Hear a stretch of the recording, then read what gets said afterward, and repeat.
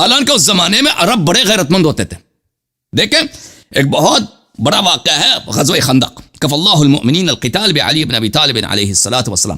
میرے مولا امیر المؤمنین علیہ السلام کے ایک ضربت نے اسلام بچایا، قرآن بچایا، توحید بچایا. اسی وجہ سے آپ مسلمان کلمہ پڑھ رہے ہیں آج، اسی کے صدقے سے. وَإِلَّا سب صحابہ مشرک ہو جاتے. وہ کب تھا؟ جب عمرو بن عبد آیا تھا مسلمانوں کے سامنے حلب مبارز کہہ رہا تھا. ٹھیک ہے نا.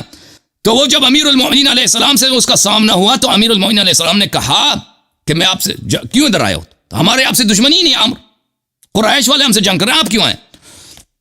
آپ واپس چلیں. اس نے کہا نہیں میں واپس نہیں چلوں گا، جاؤں گا. مجھے لوگ عورتیں مجھے تانے دیں گے کہ یہ جنگ سے بھاگ کے آیا، علی سے ڈر کے بھاگ کے آیا. اس نے وہاں پہ موت قبول کی، بھاگ نہیں گیا. لیکن آپ کے شیخین سب کے سامنے، سب صحابہ کے سامنے، یہودیوں کے سامنے نبی صلی اللہ علیہ وسلم کو شرمندہ کیا انہوں نے اپنی بےغیرتی کی وجہ سے. بھاگ کے آگے. آپ کہہ رہے ہیں کہ وہ غیر معروف کتاب ہے. آپ جاہل ہیں نا، آپ کو پتہ نہیں کہ غیر معروف یہ بہت مشہور کتاب ہے.